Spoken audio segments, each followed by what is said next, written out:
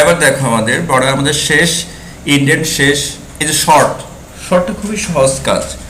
আমরা যদি কোনো কিছু ক্রমান্বয়ে চাই, আমরা ছোটকালে লিখতাম যে ছোট থেকে বড় লেখো ক্রমান্বয়ে, বড় থেকে ছোট সাজিয়ে লেখো। এটা কাজ হচ্ছে শর্টটা সাজিয়ে লেখা, ওকে, আর ক্রমান্বয়ে লেখা।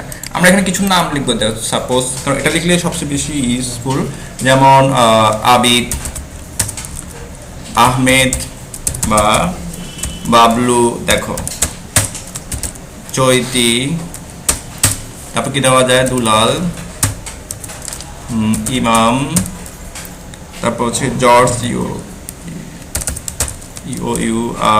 জর্জ, এবং হতে পারে জর্জ। তারপর হচ্ছে আমাদের কি দেওয়া যায়, ধরো আমরা লিখলাম এ বি সি ডি ই, এখানে এফ হবে, ফরিদ, ওকে। ক্রমান্বয়ের নাম যে নামগুলো আছে এটা উল্টাপাল্টা দিই না, কিন্তু আমি যে উল্টাপাল্টা করে দিই, দেখো সাপোজ কেউ লিখলো, আসলে কেউ একজন তোমার এখানে একটা ডকুমেন্ট লিখলো, সেই নামগুলো উল্টাপাল্টা লিখলো, তুমি চাচ্ছ এটা কি ঠিকভাবে আসলে ক্রমান্বয়ে লিখতে। আমি এখানে চলে যাই, আমার এদিকে কাজ করলো, চোখ ওদিকেও যায়, হাতগুলোকে পিছনে বেঁধে রাখবো।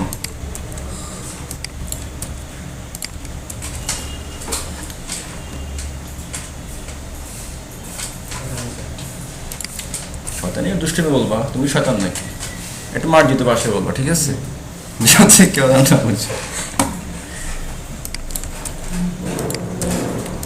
চৈতি, ধরো এখানে দেখো উল্টাপাল্টা লিখতেছি আমরা এখানে, ওকে। কিছু নাম লিখলাম উলট পালট। আমি যাচ্ছি অ্যালফাবেট আকারে, লেটার আকারে সাজিয়ে লিখবো। প্রথমে এ এর নামটা, তারপর বি এর নামটা, তারপর সি এর নামটা, এভাবে ক্রমান্বয়ে লিখবো। তাহলে আমি ইউজ করতে পারি শর্ট, ইউজ করতে পারি শর্ট। সেট করো, এই শর্টে যাও, শর্টিং, ডাটা শর্টিং বলি আমরা। এটা থাকবে প্যারাগ্রাফ, কি থাকবে, হেডিং না প্যারাগ্রাফ থাকবে, কারণ এগুলো এক একটা প্যারাগ্রাফ, ওকে। এখানে আমরা ডেট ইউজ করছি না নাম্বার ইউজ করছি না টেক্সট অ্যাসেন্ডিং, তাহলে ক্রমান্বয়ে এ বি সি ডি, আর ডিসেন্ডিং উল্টো জ্যাড থেকে শুরু হবে, ওকে। তুমি এবার ওকে দাও, দেখো ঠিক আছে, A B C D E F এগুলো শর্টিং হয়ে নামগুলো চলে আসছে, ক্রমান্বয়ে চলে আসছে, ঠিক আছে। অ্যালফাবেটগুলো শর্টিং হয়ে প্রথম এ এর নাম, তারপর বি এর নাম, কারণ এ বি সি ডি এবার শুরু হয়, ওকে। দেখো চলে আসছে, এই হলো আমাদের শর্ট, এটা ডাটা শর্ট বলি। এটা অন্য কোনো কাজে ইউজ করি আমরা, ঠিক আছে, নাম্বারের ক্ষেত্রে, ডেটের ক্ষেত্রে, ঠিক আছে, ওকে। বাট এটাকে আর একটা লেন্থ করতেছি না, বড় করতেছি না, জাস্ট এটা মনে রাখো। ক্রমান্বয়ের সাথে আমরা শর্ট সব জায়গায় আছে, এই যে এখানেও আছে আমাদের শর্ট, এখানেও শর্ট আছে, সব জায়গায় আছে। যেমন এখানে শর্ট দেখো, শর্টে যে শর্ট কোথায়, শর্ট বাই, তুমি নেম দিতে চাচ্ছ না সাইজ না আইটেম না ডেট মডিফাই, মানে যে আগে এখানে নিয়ে আসছি, যে অ্যাপসগুলোকে আগে আমি ইনস্টল করছি সেগুলো আগে দেখাবে, তা তুমি এখানে ক্লিক করো।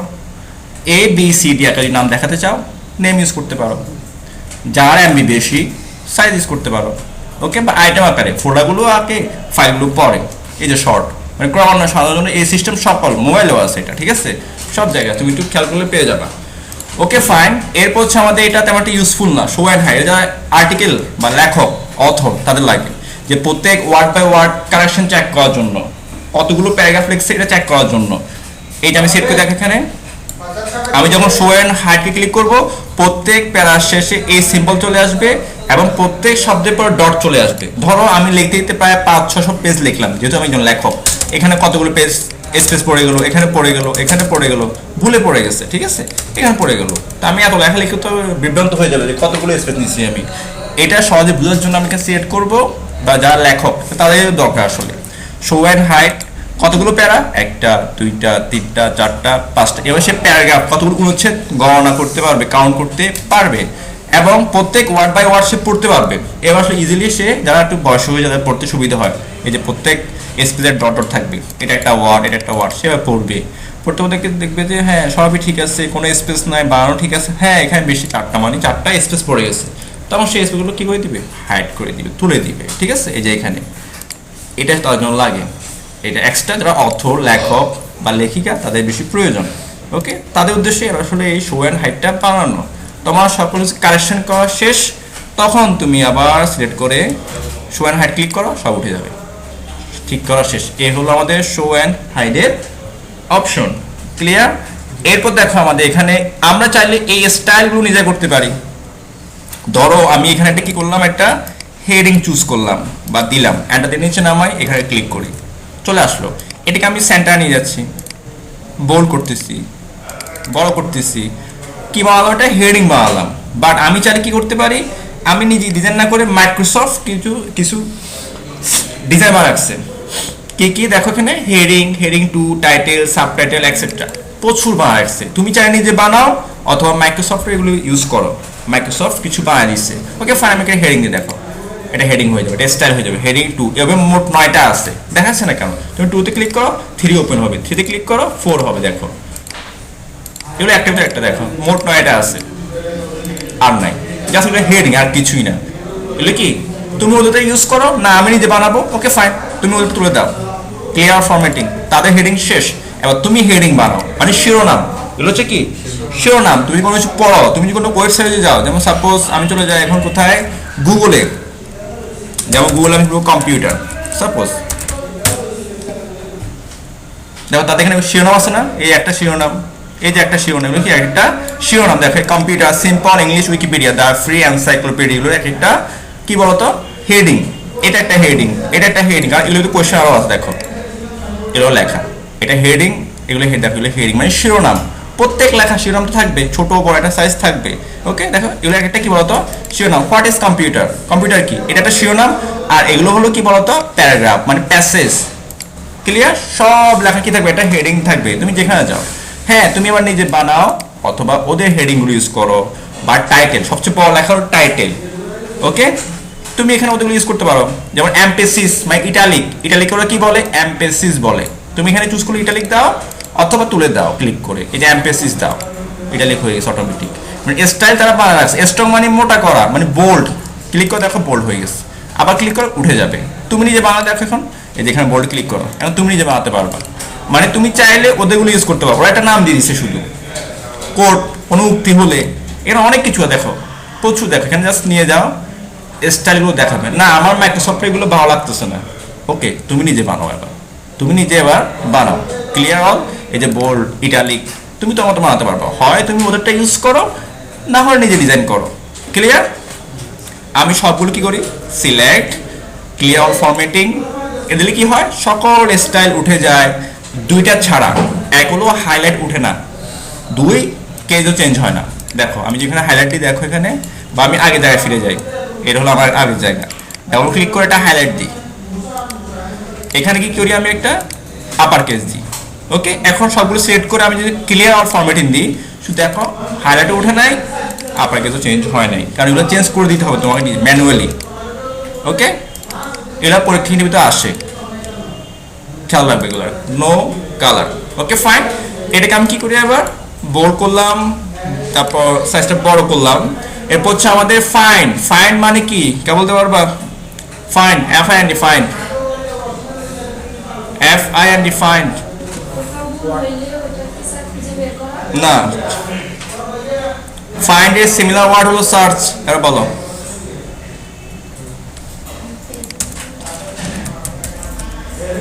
এটা আর এটা সেম, সিমিলার ওয়ার্ড মানে সিনোনিম, সমার্থক শব্দ।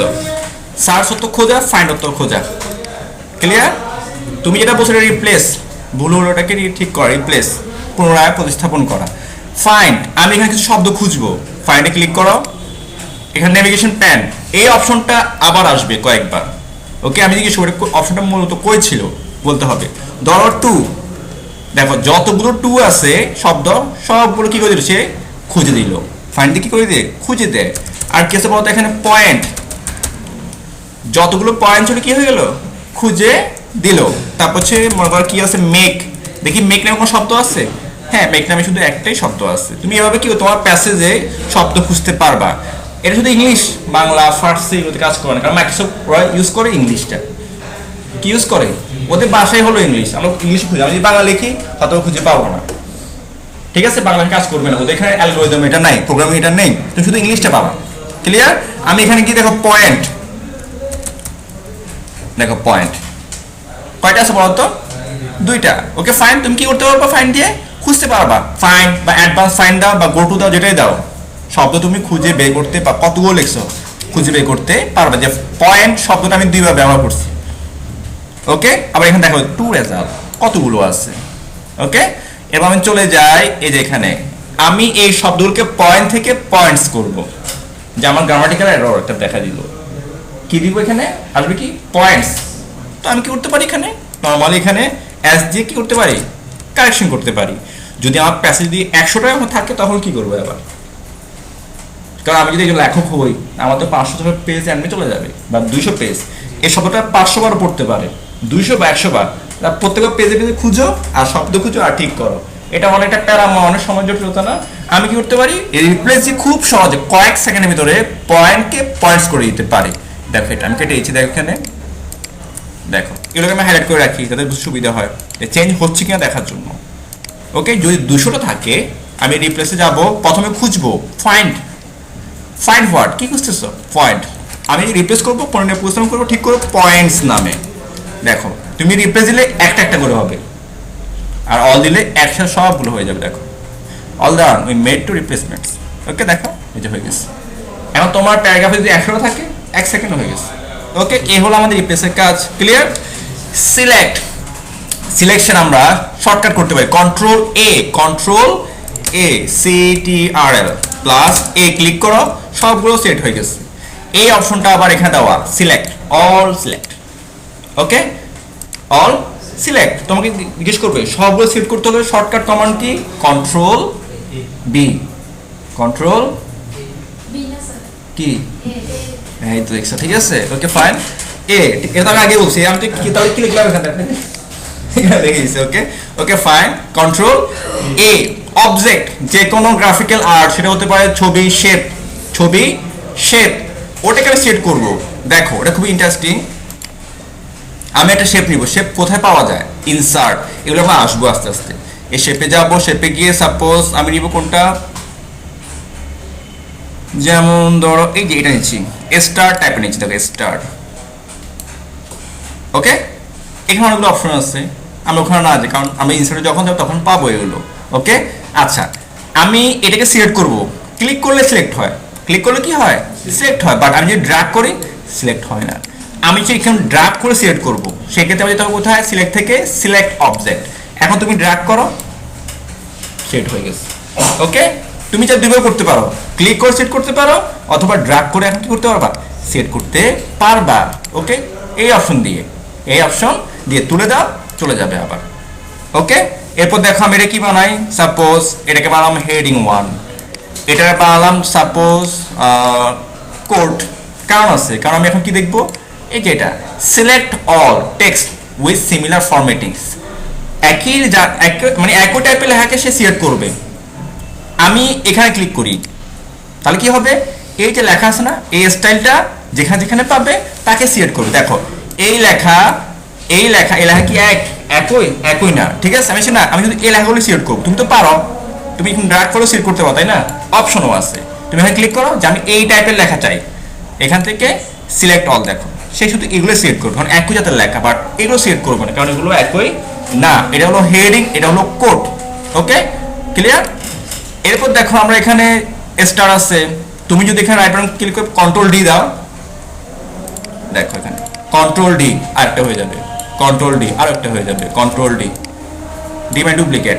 আচ্ছা এগুলো আমি কাটবো না, শুধু লুকিয়ে রাখবো। কি করব, লুকিয়ে রাখবো। সিলেক্টে যাও, সিলেকশন প্যান, আমি আগে বলে কি সিলেকশন প্যান আরো কয়েকবার আসবে। এটা কেন, এক হলো শেপ আইকন, তারপর হচ্ছে পিকচারকে শো এন্ড হাইড করবে। কি করবে, শো এন্ড হাইড করবে। সিলেকশন প্যানে যাও, দেখো কয়টা আমি শেপ নিয়েছি, 4টা। এই যেখানে হাইড অল দাও, সব লুকাই গেছে বাট কাটে নাই। তুমি শো অল দাও, চলে আসছে। তুমি একটা করে যেখানে আইতে ক্লিক করো, আমি এটা করবো, এই দুটো থাক, এই দুটো দুজন ভাই এটা থাকবে শুধু, ঠিক আছে। আবার সবাই দেখাতে গেলে শো অল। ক্লিয়ার? এই হলো তোমাদের হোম মেনু, একদম ক্লিয়ার। নেক্সট ক্লাস আমরা হয় ফাইল নিয়ে অথবা ইনসার্ট নিয়ে কথা বলবো, ঠিক আছে। তার আগে তোমরা এই সবগুলো ক্লিয়ার করে ফেলো, নেক্সট ক্লাস আমি জিজ্ঞেস করবো কোনটা কি। ওকে।